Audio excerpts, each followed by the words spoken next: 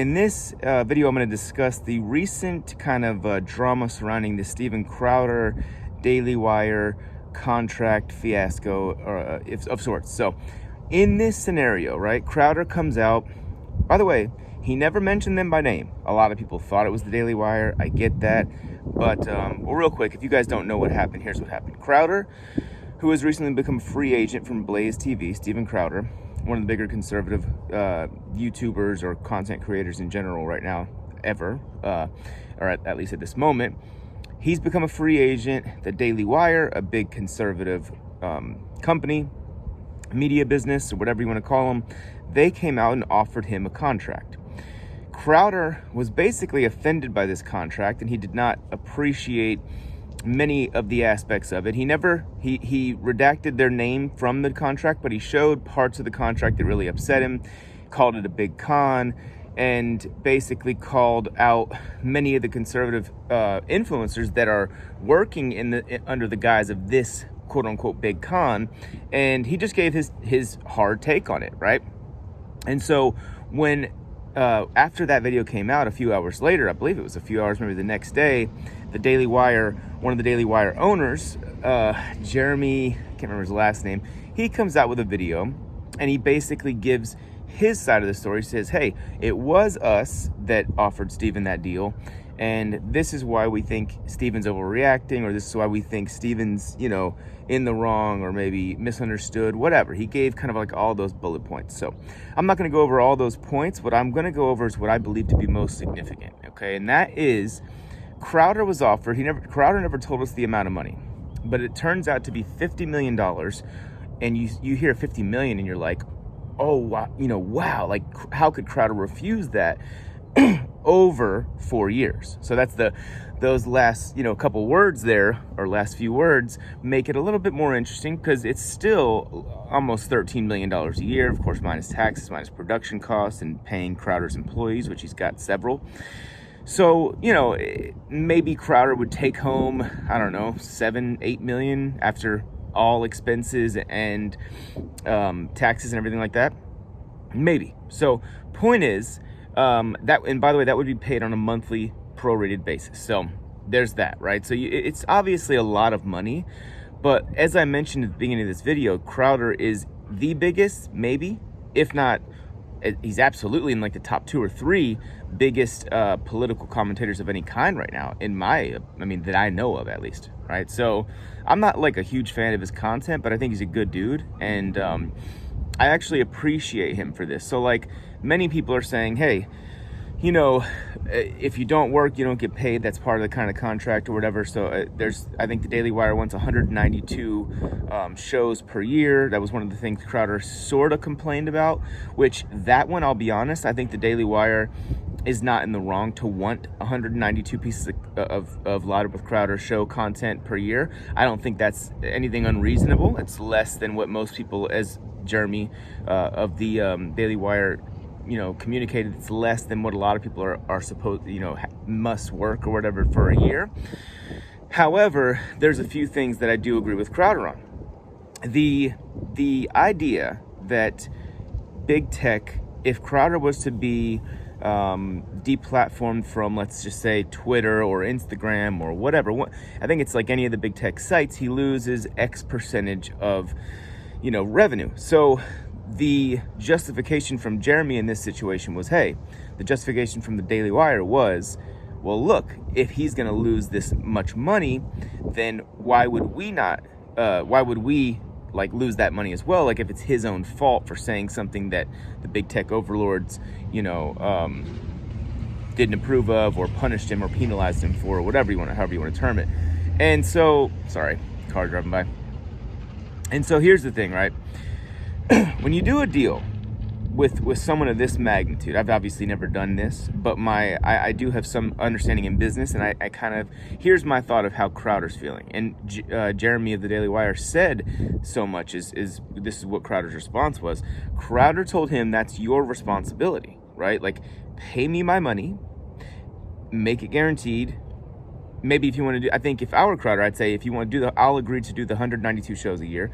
But like, if for any reason, you don't make what you were expecting to make, you're not going to penalize me for it. And the reason I think that's a valid argument on Crowder's side is because if you just said, and I know Crowder's demonetized from YouTube, so like, don't take this the wrong way. I'm not saying he's going to make money directly from YouTube, traditional YouTube ad revenue. However, Crowder, in my opinion, if he was completely off YouTube, even though YouTube is definitely a tremendous asset for him, even if it doesn't bring in money directly, to me, I still think he's worth, guaranteed money-wise, at least 30, 40 million, maybe even 50 million a year. I would say at least 25, right? 25 million a year, which is essentially double what they offered him, and they offered it under the a bunch of different ways out of giving him that money, right? And I understand. I don't think the Daily Wire is necessarily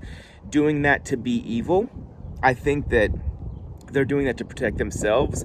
But to me, what that means, if that is so important to you, I think what that means to me is that you don't have the money to do this deal. You can't afford it, right? Because it's obviously too big of a risk for you. Okay, that would be one thing.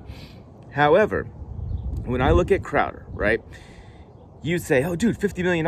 How much would Crowder make if he didn't sign with anybody and he just did the Mug Club thing, made whatever he could off of YouTube, even if it was not directly YouTube ads, but it was just sponsors that he gets paid separately apart from YouTube itself.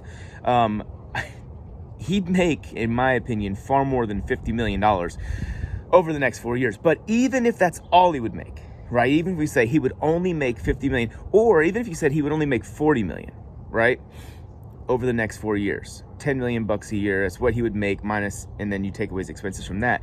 Even if that were the case, why then would Crowder allow the Daily Wire to basically get anything on top of that? Why would he go into business with them when there are all these potential negatives that could subtract from his earnings, right? If he gets sick for 2 weeks and can't, if for some reason he can't deliver the 192 shows, he's now going to make far less money, right? Like, to me, I think that the upside of Crowder, who has almost 6 million YouTube subscribers right now, during, I guess, the midterm elections, I believe I have this right. I didn't watch his stream, but during the midterm elections, I've heard that he had about 500,000 live viewers on Rumble, because I think he might have either been suspended from YouTube at that time, or he didn't want to stream on YouTube.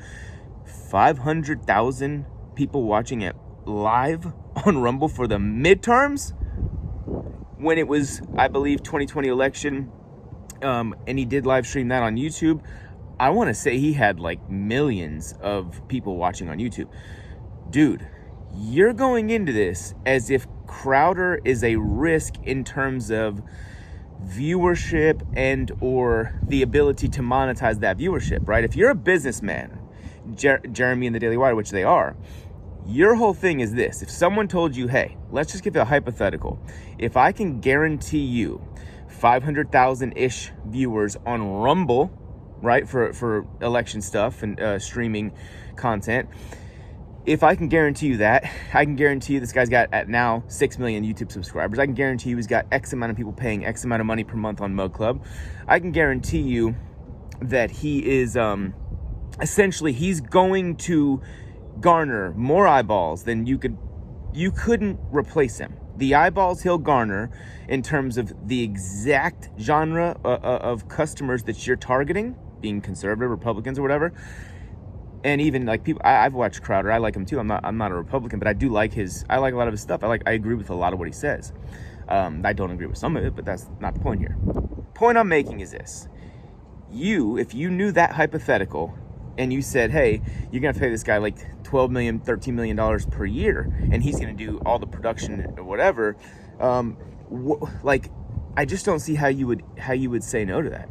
You know what I mean? Like, in terms of, or I don't even think that's what I should say. I don't see how you wouldn't say that would be an absolute steal. Because if I tell you you're going to get hundreds of millions, if not billions of views, no matter what happens on YouTube per year, that can be monetized. And you, Daily Wire, are a business that specializes in monetizing viewership. It's what you do. right? And also there were certain things like Crowder didn't want to do like the 3 or 4 ad reads and all that stuff. To me, I think the Daily Wire was trying to do the classic negotiation stuff, and that's fine. But I think in this particular instance, it hurt them in the sense that they started way too low. If I were to construct the contract between, if I were the Daily Wire and I had the money to do this and the platform or whatever, I would offer Crowder, let's just say it was a 4-year deal. I would say this, look, I'll give you, I would say 200 million. I would offer him 100 million, see if that works. No, we'll go 150, because I think that's more respectful. 25 million a year, and I would say we'll take care of your production costs. We'll pay your team separately. And I wouldn't put any of those stipulations in, aside from maybe we want the 192 shows. Like, it doesn't mean you have to go to work every single day. It means that, or it doesn't mean you have to work 192 days. It means that you have to, in some way or another, put together 192 shows a year. And then I would even put a clause in there. It's like, if there's some kind of like reasonable thing that happened or whatever, then, maybe we'll settle for 172, 175, something like that. I would work with him very much so on that. People are mad, I think, that Crowder put this publicly, and they're saying like, dude, why would he go public and basically make a friend an enemy? I think what Crowder's thinking is this. It's always been a little bit suspicious to some people, right? And I'm not saying Crowder's thinking this exactly, but in my opinion, it's always been suspicious to some people how Facebook and other big tech platforms have kind of really given, as far as conservative media outlets go, they've given the Daily Wire about as much exposure as any other conservative, more in my opinion, more. Facebook, it routinely has them in the top of their kind of I guess rankings, if you were to look at it that way. And many of these companies, and then it makes you think, well, if they're structuring all of their contracts like this shows you, like, I mean, how would they only do it for Crowder? Like, this shows you they're structuring contracts like this. Like Candace Owens, notice how she's been very quiet about Ye. I think it's because she knows, hey, if I say something that gets me banned, I'm going to lose 25% of my, paycheck or whatever. And it's that, whether the Daily Wire wants to admit it or not, that is absolutely incentivizing people that are supposed to be culture warriors, Matt Walsh, Candace Owens, Steven Crowder, and you can question their belief system if you want. That's not my point here.